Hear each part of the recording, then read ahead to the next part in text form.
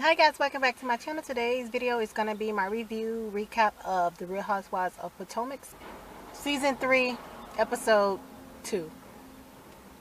Now we start out with Robin and Juan.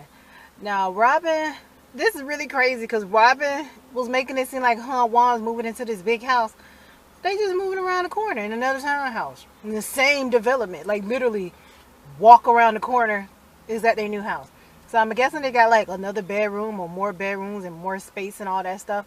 But congratulations to them for staying within their means and not trying to impress everybody and slowly moving their way back and getting their finances back straight.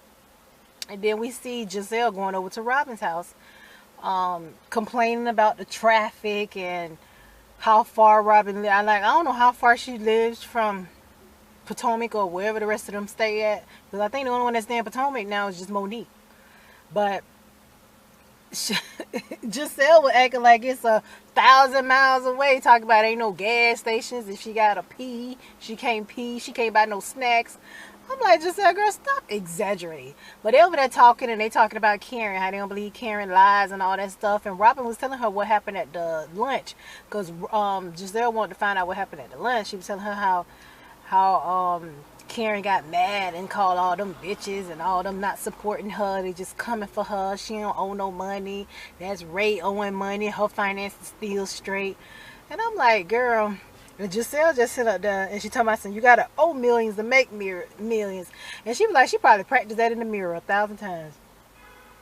And she probably did. Because you know how Karen is like, this grind, she claims she this grind dom, so she probably thinking of all her one-liners and all that stuff in the mirrors. But yeah, so as we see Karen, she going over to Monique's house, hopping out her $100,000 Jaguar and her little Adidas tracksuit like she run DMC them. But Karen got a nice figure for an older woman like that.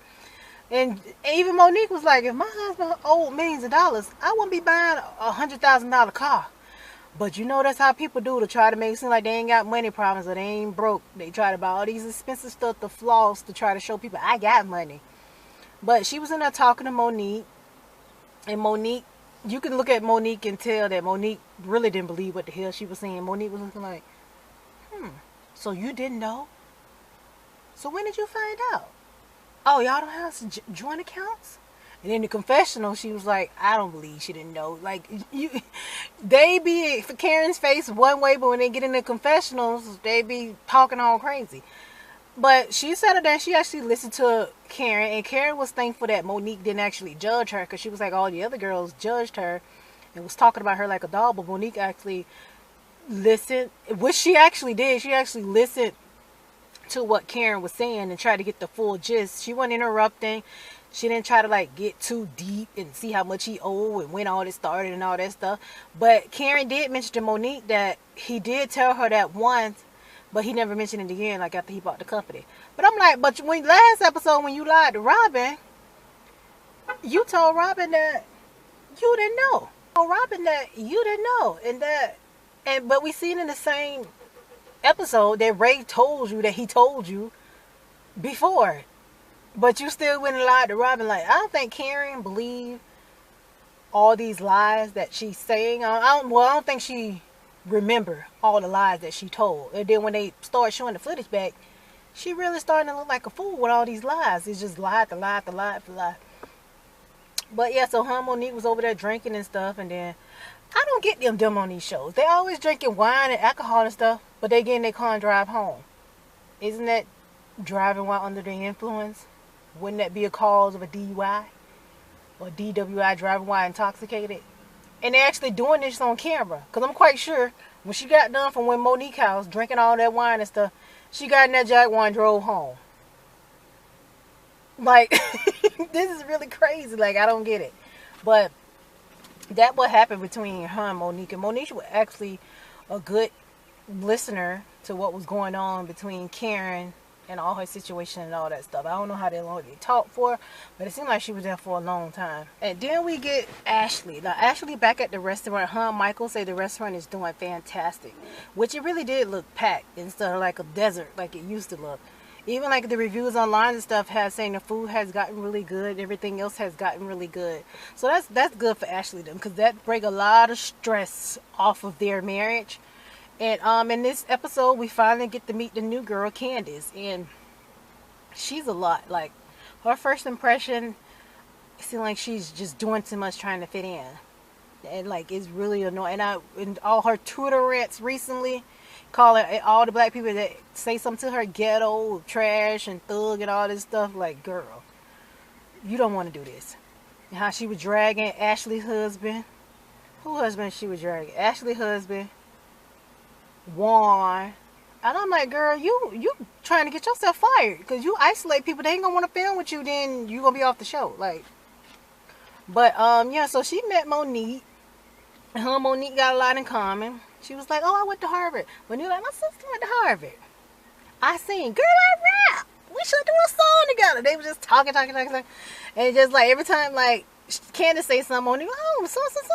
Oh, so they look like they're going to get along. We'll see for now. But right now, they look like they're going to get along. They got a lot in common. Even Ashley was sitting over there like, sound like two chihuahuas. I'm like, Ashley, that's exactly how you talk. You sound like a little chihuahua just barking. But her and Candace got along, and Monique was telling them how everybody is fake, and she was like, they fake bougie or something like that. But she included herself too, I think. But and Candace was like, well, you gotta know when to turn it on, you know when to turn it off. So the luncheon, at the restaurant, Ashley was having this little luncheon for women to get together and network and all this stuff. I said, oh, that's really good. She said they have it once a month. So if you're ever in the area, I guess try to go network and meet some new people, get your businesses out there. But yeah, that was that with that. So later on we see Candace, we meet her fiance. Well, she called her husband, because like she showed Ashley her ring, say she called him her husband because it's soon to be husband. Now we get this man, it's this white man. Now I don't know what I was expecting, but I wasn't expecting a white man, and he sounded country. Like, he talked like he literally like from the country.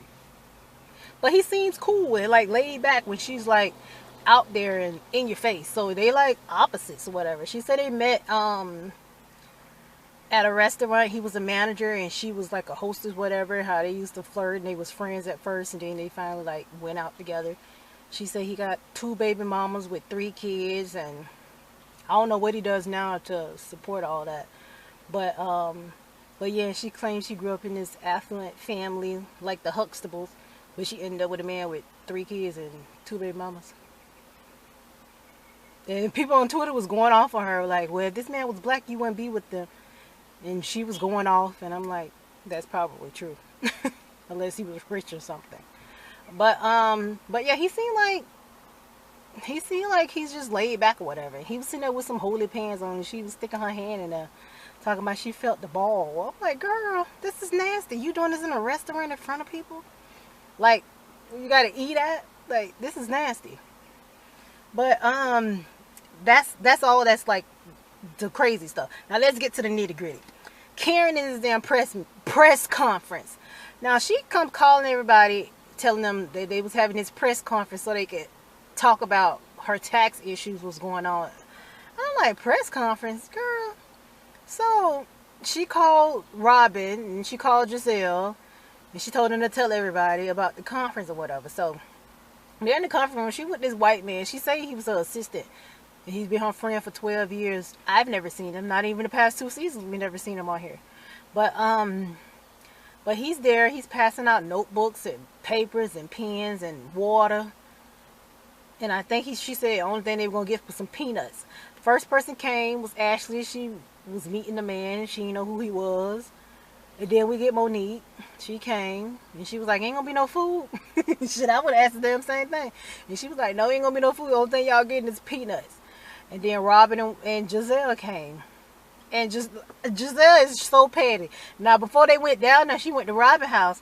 She got these t-shirts, but she was like, oh, I'm gonna give you a t-shirt, but you two dressed up for this. The t-shirts say, free the Hugers. Free Uncle Ben, tax reform, and some other crap. She had hashtag iron on the shirt. I say Giselle is so petty. But that's what they need on this type of show. But Karen ain't really say nothing too much from Because she only saw the front part. She didn't see the free Uncle Ben part and the tax reform thing on the back. She only saw on the front where it said free the Hoogers or help the Hoogers or some junk like that. But they was in there carrying and talking about her tax debt and all that stuff. And they questioning her. And she was like, oh no, y'all not going to attack me. Why would you think you can hold a press conference and you the only one going to be talking? When people hold press conferences, the people in the audience ask the press conference, like speaker or whatever, questions. Like they raise their hand, the speaker pointed them, and they asked them a question. And then the speaker answered. And she was in there talking about how she don't owe no debt, is all in Ray's name, and she, Karen Huger, and Ray got that debt with the business, and she can't talk about it, all that stuff. So they started asking her questions. They were asking her, okay, so you didn't know y'all don't have joint accounts and all that stuff? And he was like, no. And she was like, I have my own account. And Giselle was like, how she got her own account when Karen don't work? Like, so where's she getting the money from? She getting the money from Ray. And then Giselle was in the confession to talk about you gotta make millions that owe millions, but you don't have the millions to pay those millions. And I'm like, just say a girl, stop. So what really got Karen upset was when Ashley asked her, was she gonna be indicted? What she said that for? When she said, well, they're gonna indict Michael for showing his dingling all over Instagram, on Grindr, in the gay app over in Europe, trying to pick up men and buying them Cartier bracelets and bags. Ashley was Ashley was pissed. I guess you didn't expect Karen to bring that up, but I heard about that like last year or whatever, but it was just like swept under the rug, even when he went to like the gay club and all that stuff on the episode. But it was like swept under the rug. But Ashley was very mad, but she didn't really like bulk up. She was like, well, I'm just asking you if you owe the debt. I'm just asking you if you gonna be in the debt. And then after everything calmed down, Giselle asked, well, is Ray gonna be indicted? And then it went off, and he like show her answering the question or whatever. But Karen got in Ashley's behind. That's what she get for always jumping in somebody else's business. When they get into her, she really get upset. But that's my review recap of The Real Housewives of Potomac Season 3, Episode 2.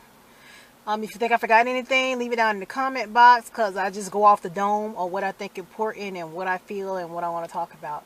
My ebook Football Wags is available on Amazon Kindle Part 1 and 2. Kindle Unlimited to read both parts for free is down below. Social media is also down below. My discount codes and affiliate links are down below. Thank you guys for watching me. Don't forget to tune into my channel every week, every day, and share my videos. Thank you. Bye.